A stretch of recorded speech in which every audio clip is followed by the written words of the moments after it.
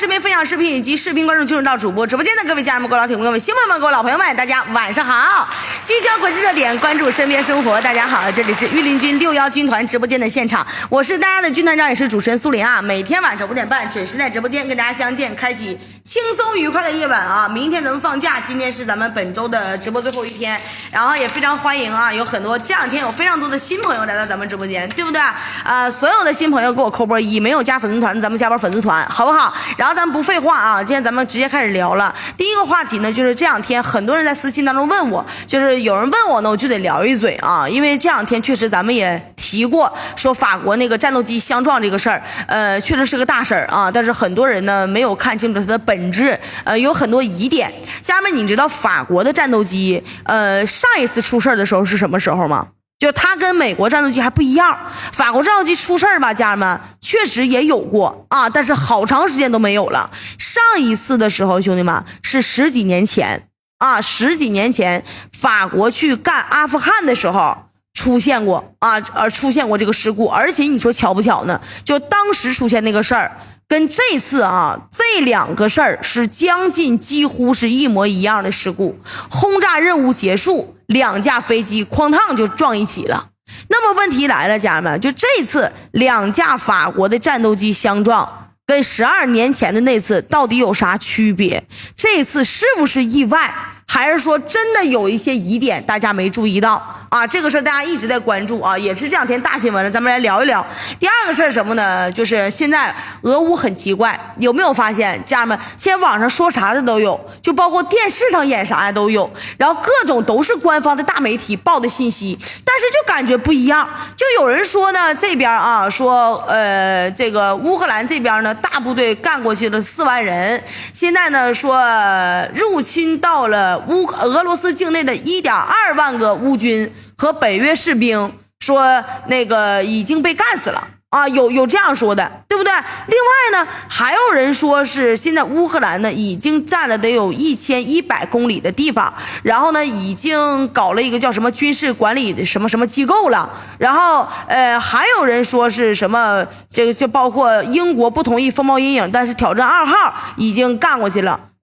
也被击杀了，反正说啥的都有，有说俄罗斯打得好的，有说乌克兰打得好的。来，家人们，你们是不是全看见了？是不是有点蒙圈了？对吧？有点蒙圈了吧？今天咱分2个议题跟你们讲啊。首先什么呢？确实这些话题都对不对？是不是我们看的有一方是假的，有一方是真的？不是，都是真的。咱们今天从2方面讲。第一方面，确实俄罗斯宣布了，从乌克兰本土入侵到俄罗斯的1.2万个乌军，包括呢北约的士兵已经被干了，而且被打死了。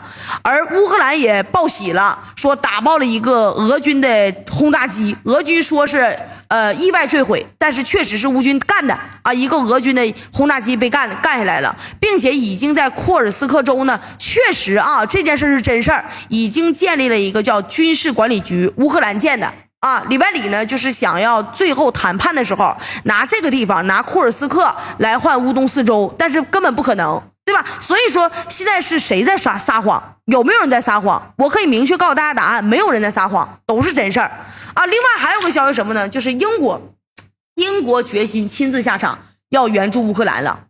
说援助什么呢？风暴阴影不能干，什么能干呢？挑战者2号。挑战者2号坦克直接干到俄罗斯本土，出发之前兄弟们那家伙叫信心满满呢。结果上午刚到，乌克兰上午给这个风暴阴影举行的欢迎仪式啊，紧接着下午呢，俄罗斯这边也给风暴阴影准备了一个欢迎仪式，那叮当456的，那大呲花大火箭给你放的，直接把英国人心里给你放蒙圈了啊，心里给你干破防了。随后英国人立马宣布，就昨天晚上咱们看见的新闻，而且这个新闻是咱们先看见的，说什么事呢？说英国人坚决不允许乌克兰用他们的风暴阴影去干俄罗斯本土的任何目标，对不对？这个事是不是咱们昨天晚上看见的？今天早上才看见说挑战者2号直接被俄罗斯给干爆了，对不对？那这俩到底谁是先后关系？谁是先谁是后？难道英国人真的被打怕了吗？还有什么事呢？就是刚才咱说的那个啊，乌克兰在库尔斯克州成立了一个叫军事管理局啊，还管理所之后呢，西方媒体彻底疯狂了。就喊话泽连斯基说：“哎呦啊，司机你是我大哥呀，你太牛了！现在你已经说，咱就该说不说的拿下库尔斯克州了，应该立刻开始公投啊！说要效仿那个俄罗斯在这个乌东四州公投啊，说拿下这个地方。”那难道乌克兰下一步真的要把库尔斯克州通过公投的方式并入到乌克兰吗？今天这个消息老爆炸了，家人们，咱必须得说一说啊。先说啥呢？先说法国这个战斗机坠毁这个事件，好不好？昨天我看完这个消息之后，我就觉得不对劲儿。你说这次啊是2架阵风的战斗机，可不是意外的坠毁，而是直接不是坠毁，是在空中叭接个吻，嘎就爆炸了。他法国人就是你再什么狗屁的松弛感，也不能就这么淡定吧，对吧？说一句可能是机械故障，或者是人为操作失误就糊弄过去了，是不是啊？但是呢，就是奈何这次法国人嘴太严了。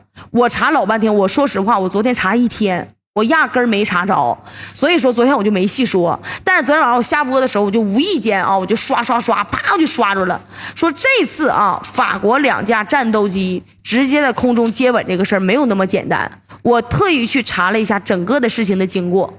首先这一次呢，发生事故的是法国空军基地，它不是一般的基地，而是承载这个法国空基核威慑重任的。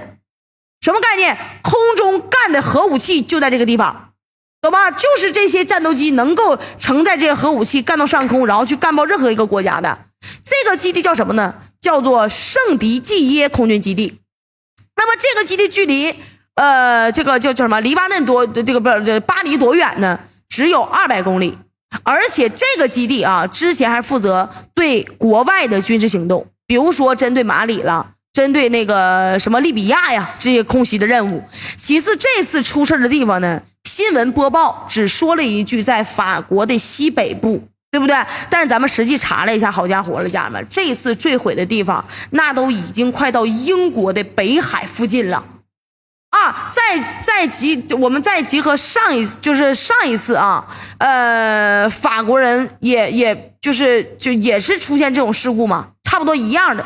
那么这次有什么不一样呢？上次是轰炸阿富汗，这次法国人是在搞什么不知道什么军演的时候出的事故啊。这个也不是，人说了是不是军演？不是，说是在出任务的时候，去的时候好好的，回来的时候直接炸了。这我就纳闷了，为啥呢？因为我查资料的时候，我也惊奇的发现了一模一样的事故，刚才咱说了发生过，而且发生过2次。先是在2009年的时候啊，当时呢有2架阵风战斗机在地中海那边刚执行完轰炸任务，然后等了老半天没回来，最后法国人自己站出来解释说坏了，我们2个阵风战斗机返航的过程当中呢，出现这个叫啥呀？出现这个机械事故了，2架战斗机直接干一起去了，离谱不？是不是很离谱了？还有更离谱的呢，就在次年，也就是2010年11月28号的时候，家人们，法国人收到美国人的要求，说小法子，我现在在阿富汗这边打的有点不得劲儿了，小部队直接被人给围了，你你赶紧帮大哥处理一下。当时法国人一听，我的个妈，那叫个兴奋呐！心说了，这次必须磕一下子，必须在我美国大哥面前我好好表现表现。说时迟那时快，也是直接派出了2架战斗机，对着美军提供那个地点，叮当456就是一顿干。虽然说最后啊，美军好像也没跑明白，也没跑出来，但是隔了一天，法国人又站出来说话。说法国海军的阵风 M 战斗机在阿拉伯海直接咣当就坠毁了，还是个意外啊，还是机械故障或者是操作失误，咋就这么容易失误呢？然后后面老铁们就从那个开始啊，从2012年吧，2010年开始，12年，后面12年又出了一次事故。法国人老实多了啊，再也不出去什么乱搞事儿了啊，就12年嘛，于是就这么的。差不多10来年出头也没出现过任何的意外，然后就是这次了。咱们知道这次俄乌打的正高潮的时候，家人们啊，感谢丰源啊，家人们有人说为啥讲这个事儿啊，多没意思啊！我告诉你，有太大的意义了，有太多的意思在里面了。家人们，你们想想，是巧合吗？能是巧合吗？但凡我们都知道是巧合的，一定不是巧合。有人说这个飞行员不行，这个飞机不行，哪是飞机飞行员的事儿啊？你们听我说，为啥我说不是巧合呢？是巧合也太巧了。就在俄乌打得如火如荼高潮的时候，突然之间法国人说让2架阵风战斗机不是去表演，不是去军演，是执行任务。紧接着直接就是跟十几年前一样的理由，嘎坠毁2架阵风战斗机，不是坠毁，撞上了在空中。那说这大家是不是就有疑惑了？说这次难不成咋的和之前一样也有可能是让人给干下来了吗？然后法国人为了保证军购市场的份额咋的，所以说就是故意说人为操作失误吗？毕竟承认被人击落，还不如把黑锅扣飞行员身上呢。这样的话只是稍微丢点脸，对不对？在国际这个军火市场上还能稍微保留一点份额和一点脸面，同时也能保证说法国空军的战略威慑力。你们想是不是这个事儿呢？怎么说，一开始我也有点不太相信。我说实话，毕竟法国总统小马这个人他号称是变色龙，对不对？但是对于俄罗斯的实力，这个哥们儿算是欧洲最了解的了。所以你说让他直接派这个战斗机，然后过去跟俄罗斯叮当456吵了一下子，我是真不敢相信的。所以我最开始的判断这次整不好真就是法国战斗机质量出问题了，或者是飞行员操作有点毛病结果就在我下定论的同时我的个妈，我一看英国这边的报道，直接给我看愣了。兄弟们，怎么个事呢？英国人突然间宣布说乌克兰乌克兰这个总统泽连斯基申请说要干啥呢？说要让英国允许乌军用他们的风暴阴影导弹对俄罗斯本土目标发起打击，帮助乌军夺回空中优势。但是英国这边考虑再三拒绝了。家人们，你可要知道，英国是个搅屎棍的呀，他咋这么能装呢？这次你北约士兵1.2万人，北约士兵咱该说不说，该唠不唠的，得有8、9千是北约士兵吧？那里面不乏有你英国人吧？对不对？你北约士兵军队都杀到俄罗斯本土了，现在你装什么蛋呢？你装什么好人？谁信呢？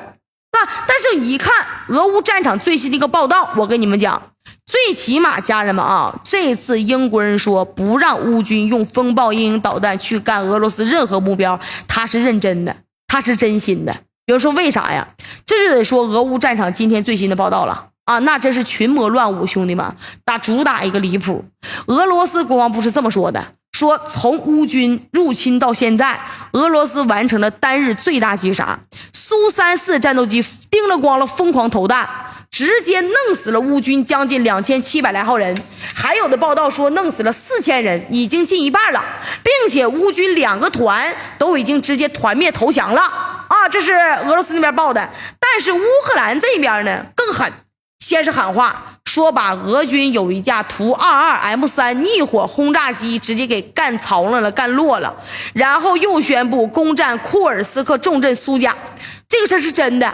而且小泽还彻底下命令了，在俄罗斯本土他要建立一个乌克兰的军事管理局。乍一看双方是不是都有好消息，都在滥杀？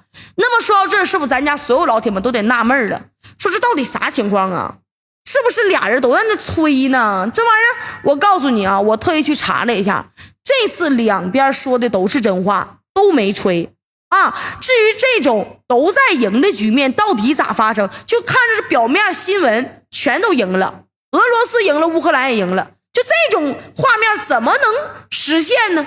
怎么能发生呢？是不是真的？是真的。但是为啥老铁们你们知道吗？很简单，家人们，非常简单一个道理。一方面库尔斯克州地方足够大，舞台足够广；一方面俄军和乌军的兵力确实是家人们现在有人说多，有人说不太多，但是根据咱们现在调查目前双方兵力加起来将近9万人，是战役级别的了。在这个地区不算多，但是一个战役来说不少而且再加上别尔哥罗德州也分走了一部分，这就导致什么呢？乌军和俄军都在进攻，说白了就是你打你的，我打我的，各打各的，这才导致什么？俄军在赢，乌军也在赢。那么说到这儿，新的问题就来了，说既然乌军也在赢，为啥英国人拒绝司机了？为什么不让司机用风鹰导弹轰炸俄罗斯本土任何目标呢？为什么拒绝这个请求了呢？他直接私底下同意不就得了吗？还公开喊一下，这就是重点了。虽然都在赢，但是这个赢的程度和含金量，老铁们老鼻子差异了。咱先说俄罗斯这边，现在俄军9个旅加上瓦格纳，再加上车臣，还有那个顿涅茨克的民兵团，对不对？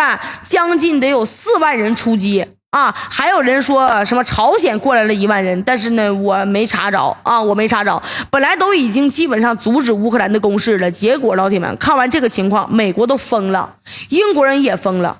有人说美国人为啥疯啊？因为乌克兰的任务其实是吸引俄罗斯的注意力。那怎么才能吸引？说白了，乌军必须得打出实力把俄罗斯的吸引力给打回去，给他打疼了才能吸引呢。现在乌军攻势已经都停了，你说凭啥还能吸引俄罗斯的注意力那普大帝一旦把目光重新放回了中东，我告诉你，美国现在这种布局就是挖个坑埋点土，数个1、2、3、4、5，直接把自己给挖坑埋了。所以美国人着急说完美国，英国为啥着急他为啥急疯了？更简单，原本乌军这次突袭俄罗斯本土奔着啥去的？奔着占领库尔斯克州那个核电站去的，对吧？结果库尔斯克核电站毛都没碰着呢。然后英国人这边急眼了，直接开始整事儿，启动了埋伏在哪儿呢？扎波罗热核电站这个周围的特工，一共干了2次。第一次确实是英美干的，第二次是这个乌克兰的无人机干的，对吧？有人只知道第2次，不知道第1次。第1次的时候就是英国的特工干的，对着核电站叮当456一顿干。如果不是俄罗斯当时收着消息把核电站这机组给关了，我告诉你，就英国这一次炸，整不好炸死一大堆俄军，就连小半个欧洲都得受到影响。那你说这种后果，俄罗斯他怎么办？对不对？那指定是收拾完乌克兰，必须收拾你老英的呀。但让你长长记性如果说俄罗斯打乌克兰人手下留点情，干英国人我一点都不留对吧？而现在乌军攻势已经停下来了，下一步就是围剿乌军，再下一步就是收拾你老英也就考虑这个后果。朋友们，昨天英国新首相彻底急眼了，脸都红了，急的说去边拉去俄罗斯吧，反正这事儿都已经到这地步了，老子就跟你破罐破摔了，就跟你磕一下看能咋地，对吧？我绝对不让你这么快就把我那个老弟我乌克兰给收拾了，我就玩命我得干你，玩命我得拖到我大哥川普上台解决这个事儿。说完之后英国新首相兄弟们二话没说，你猜咋的了？一个电话干到小泽那边了，说老弟你给我听好了，我知道现在你非常难，你这么的，我决定了我直接让英国陆军一个坦克营给你干过去。说英国陆军一个坦克营派过去，你抓紧时间安排人接一下。你们没听错，老铁们，英国这次是直接把挑战者2号坦克的一整个营都干过去了。而泽连斯基呢，你说他听到这儿没有理由拒绝了，当时同意了，并且泽连斯基专门在俄罗斯本土搞了一个欢迎仪式，就欢迎这个挑战者2号。哎呦我天！然后配文说的啥呢？标题说英国坦克肆虐俄罗斯本土。哎呦我的个妈呀！就这事儿，老铁们，就如果你是俄罗斯，你看完这情况，你能忍吗？是可忍，孰不可忍呐？孰都忍了，大也忍不了对吧？所以说原本打算稳扎稳打，逐步缩小包围圈，把乌军全弄死的普大帝直接昨天跳脚了，急眼了，下令了，说去边打的老英吧还英国坦克肆虐俄罗斯。哎呦我的妈呀，我老虎不怕威，你这拿我当 Hello Kitty 今天啥也别说，就干他，给我不惜一切代价干爆英国的挑战者2号坦克。说完之后，我的个妈！俄罗斯安全局的局长、瓦格纳的指挥官，还有普大帝的接班人那个9名全都怒了，直接下令说重点打击英国挑战者2号坦克，只要发现片甲不留就是甭管什么龙卷风火箭弹还是伊斯坎德导弹，叮当456就给我干，就给我弄他，就这么的。老铁们英国坦克昨天上午乌克兰刚整完一个欢迎仪式，到下午俄罗斯的欢迎仪式就来了。先是谁呢？瓦格纳的侦察无人机发现，随后2架柳叶刀无人机挠一下就干上去了。最终精准命中挑战者2号坦克那个炮塔的。但当时呢，英国这个坦克咕咕冒黑烟，没着火，而且还能动弹。不过被炸完之后呢，这个英国挑战者2号也是怂了，真怂，二话没说想跑路。结果就在刚把坦克头给调过来的时候，好家伙了，兄弟们，那真是不惜一切代价了。不管多少钱了，7枚龙卷风火箭弹，1枚伊斯坎德尔导弹，叮了咣了4、5、6的直接干过去了，瞬间把挑战者2号给干蒙圈了，直接就报废了。那你们以为这就完事儿，这就够惨烈的了，是不是啊？你们以为完了吗？没有，打爆之后，老铁们还不等英国人讲话呢，普大帝直接下令了，说虽然库尔斯克州和别尔哥罗德州是咱家自己的地盘，但是今天你不忍心炸，你就等于慢性自杀。现在记不记得普大帝第一个下的令是啥？第一个下的令是把平民都给我撤走，说现在平民已经撤离完了，而且昨天咱分析了，撤离完平民，普大帝要干个什么事儿？要打大仗，要不惜一切的余力，什么温压弹、燃烧弹、白磷弹，叮当4、5、6就给你用，知道吧？说立马的，你不用不忍心，一个咱家人都没有，立刻给我出动战斗机，给我出动轰炸机，给我猛猛干，狠狠炸。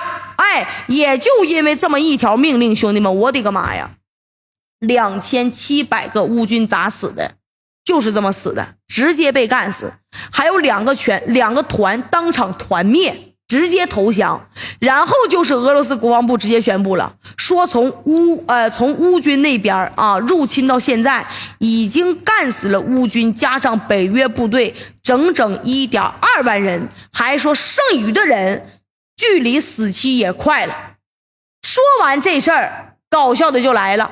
这次挑战者2号被炸完之后，泽连斯基都懵了，当时傻眼了。但是这哥们儿脑子转得老快了，立马告诉英国人说没事儿大哥没事儿。这次挑战者2号虽然被炸了，但是呢也让俄罗斯那边浪费不少弹呢，死得其所呀那意思。而且说这次轰炸美国人已经把俄军的炮兵阵地坐标都给我标出来了。这么的，大哥，你现在你就一句话，你能不能让我用你家的风暴鹰人导弹，我就把那个库尔斯克州的核电站给炸了，我把俄军导弹部队都给他炸了。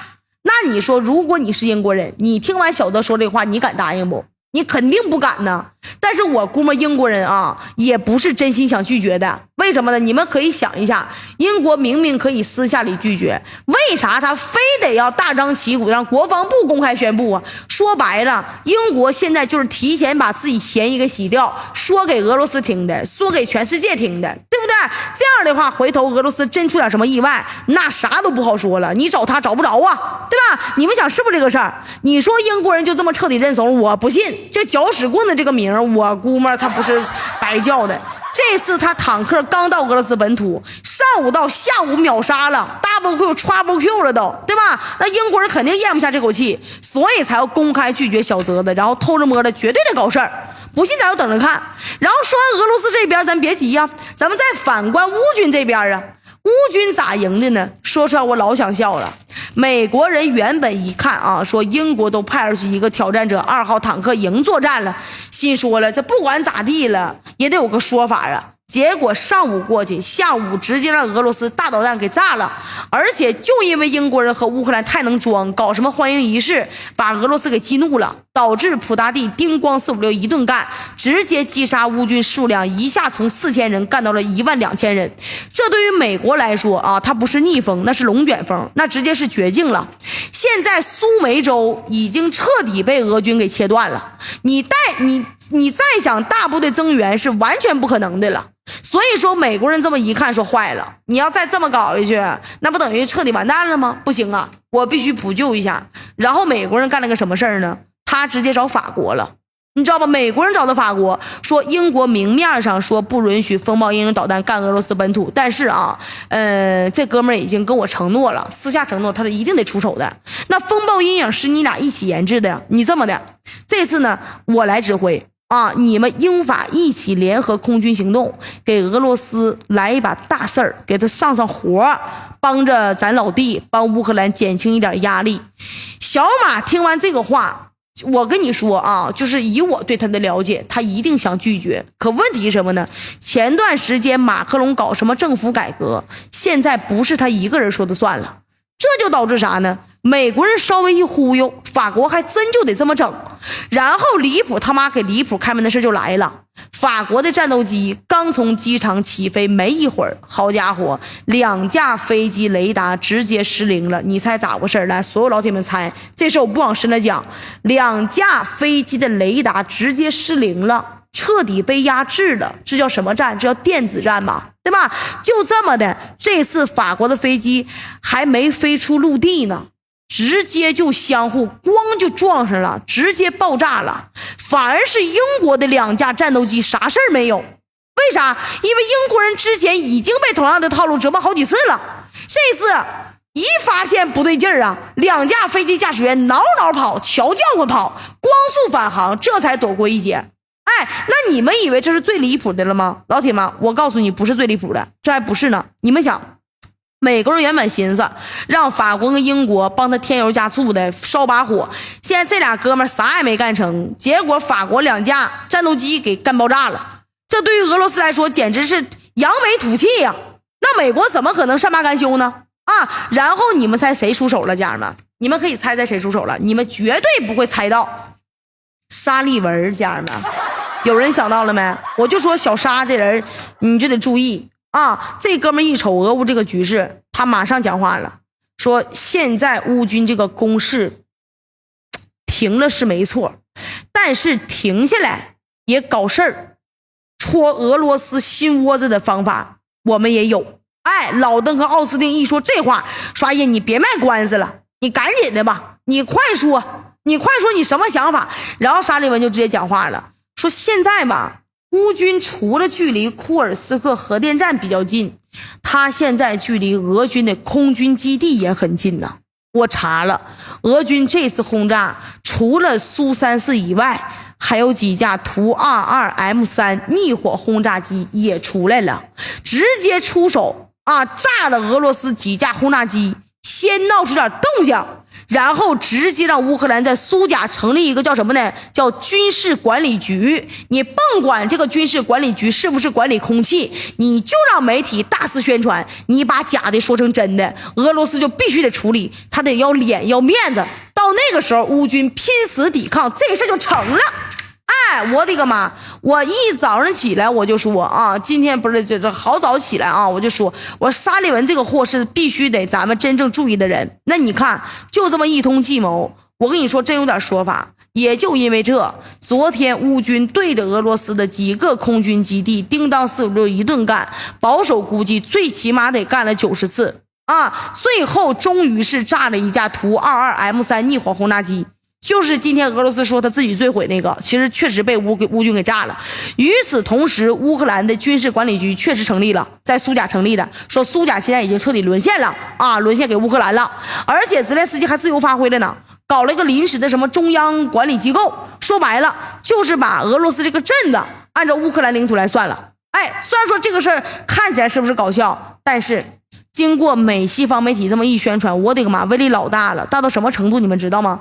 现在美西方国家的人有好多人都在问，说乌克兰是不是已经彻底占领俄罗斯领土了，并且成立了管理机构了。还有人建议说让泽连斯基效仿俄罗斯，立马开启公投，然后把俄罗斯的地盘直接给拿下来。甚至在咱们国内的网站上啊，好多人都在讨论乌克兰是不是可以公投把俄罗斯的地盘给拿下来。怎么说呀，家人们？你们觉得呢？能吗？你们觉得能给我扣波能，觉得不能给我扣波不能？能不能公投成功咱先不说了，你就说这招狠不狠吧？一下就把英国挑战者被炸，乌军加北约什么1.2万人被毁这个消息歘就给盖过去了。要我说这招太狠了，太呢了。这沙利文这出了个小计谋，那确实有点东西啊。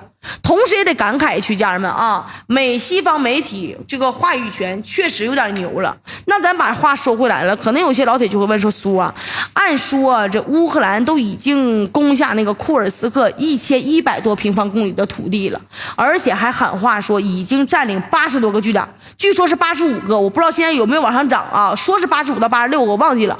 但是呢，1100多公里的土地，这是真的。说现在呢，又在这个土地上建了一个管理局，军事管理局。那他是不是真可以直接通过公投把库尔斯克州领土给拿下来呢？怎么说啊？这个想法老有意思了。但是我一早就说过，家人们啊，我一早就说过了，这就是舆论战在拖延时间。公投拿下俄罗斯地盘，这种可能性压根儿就是鹅蛋啊，零蛋。为啥呢？主要原因是2个。第一个，家人们，你们想一想啊，咱讲深度的，乌军占领库尔斯克面积多大呀？太小了。整个库尔斯克总面积是 2.98 万平方公里，总人口也就110多万人。可是现在乌军占领的面积只有1100多平方公里呀，都不到库尔斯克州的 4% 啊，对吧？就像咱家老胡说的，白日做梦吗？这他有啥资格公投啊？你公投一个镇的，那乌克兰舔个脸好意思拿出手吗？再有就是家人们，他但凡公投了，但凡建立这个军事管理局，他什么意思你们知道吗？深层次的目的就是在俄乌谈判的时候多一张筹码，去跟俄罗斯交换乌东4州。但是朋友们，我们再回头看，乌克兰他自己都不承认乌东4州公投入俄。要是乌克兰在库尔斯克搞了一个公投，那不是变相承认同类型的公投是合理合法的吗？就等于承认乌东4州就是公投入俄了吗？对吧？也是合理的呀，对吧？可是乌东4州再加上克里米亚，家人们，乌东4州加克里米亚多大你们知道吗？总面积超过了10万平方公里，占到俄罗斯总面积的 18%。所以对俄罗斯来说，要是乌克兰真公投弄走他一个镇子，咱就说是真事儿，真公投了弄走了，那也赚大发了吧。俄罗斯1700万平方公里的土地，咱就说失去这1100平方公里，连个鼻嘎都没有那么多，对吧？那说到这儿啊，新的问题就来了，既然没有公投的打算，这乌克兰为啥搞这个军事管理局，摆出一副要长期占领的态度呢？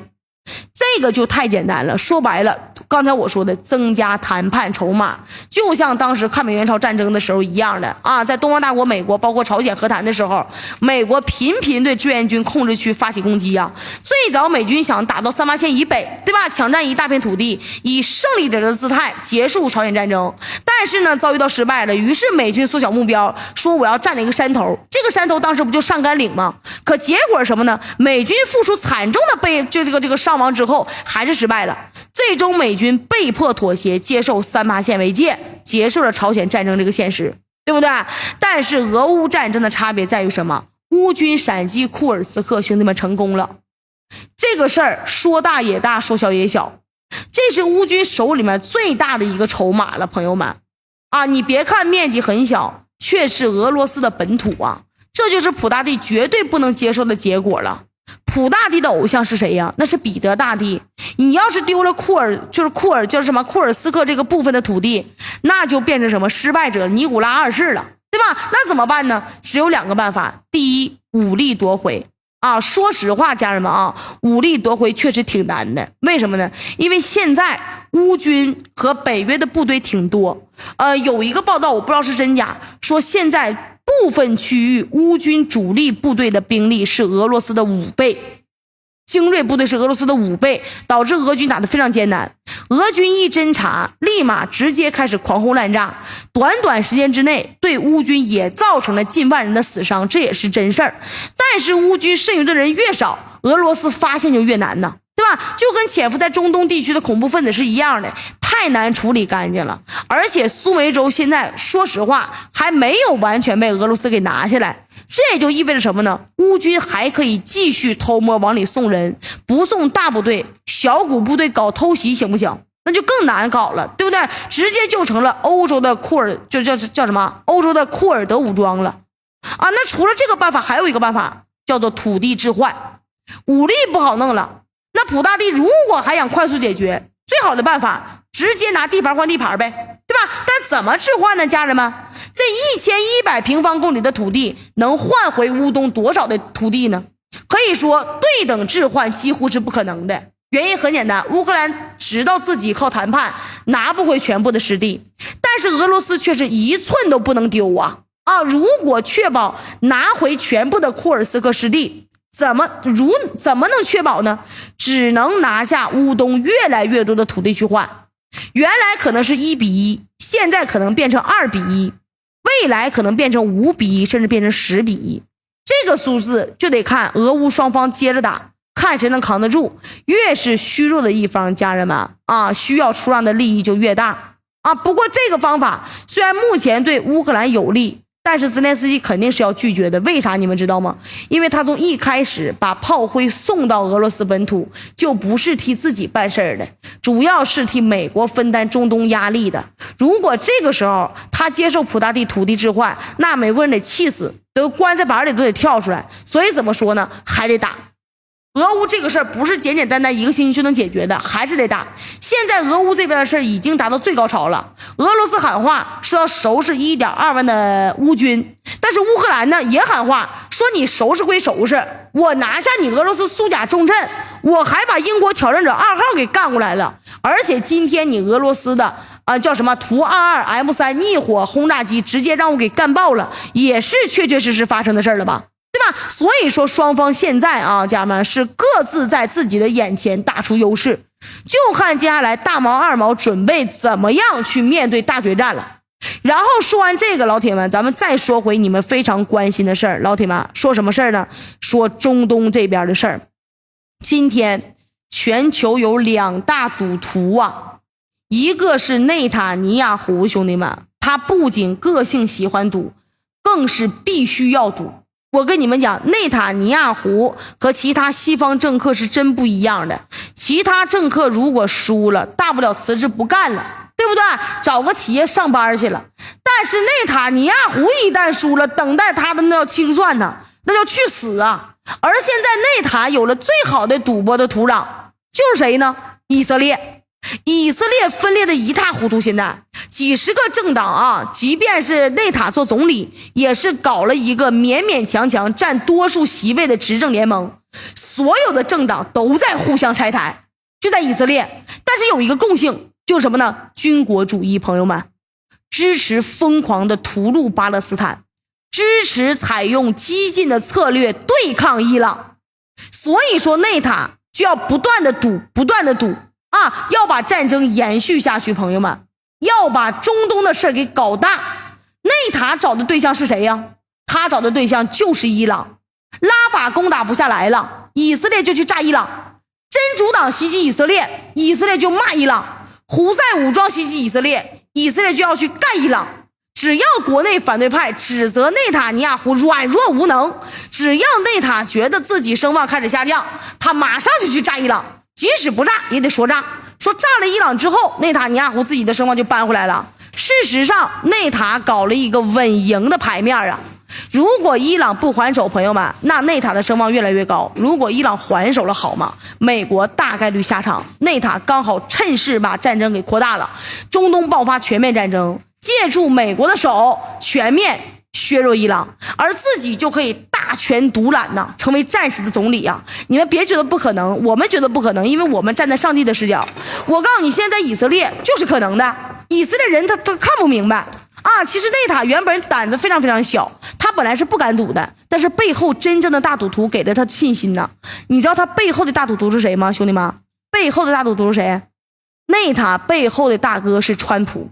今年2月4号，川普接受福布斯新闻采访的时候，他非常得意洋洋说，我和以色列约好了，俺俩都约完了，就一起刺杀苏莱曼尼。结果动手之前2天以色列怂了但是我决定自己干。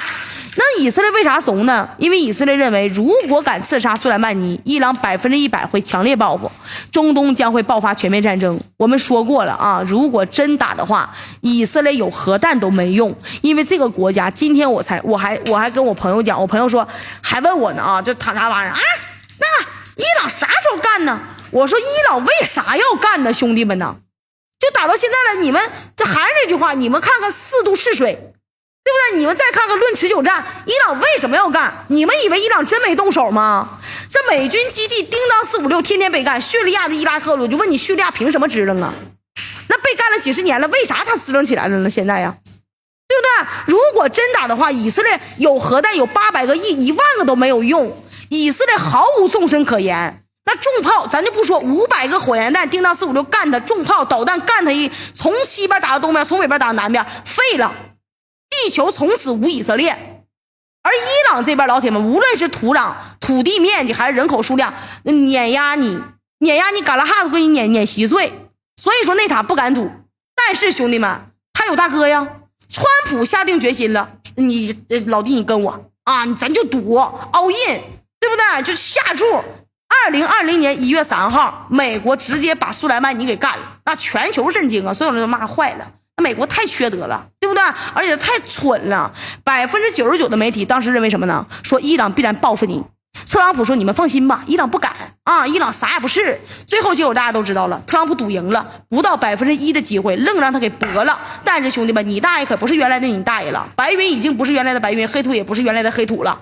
现在这个节骨眼你还能赌赢吗？对不对？咱就说现在确实伊朗没有叮当456干以色列干美国，但是小弟们没出手吗？那黎巴嫩天天火箭弹的无人机咣咣干防空导弹，第一是试探，第二个就是消耗你防空。那哈马斯拿啥玩意儿？钢管加白糖炸的首都特拉维夫吗？那肯定不是啊，就是包括什么瓦格纳，再加上哈马斯，昨天把墙都给干碎了，干的叫啥？干的叫你空中优势。我都说一个干防御，一个干打击。以色列你就这么耗下去，他能耗得清楚吗？耗不清楚。你再耗1个月，你再看看；你再耗2个月，你看看，叫不战而屈人之兵，懂我的概念吗？所以说现在中东有的打，俄乌也有的打啊！你们别刷了，哎呦我的妈呀，刷的我。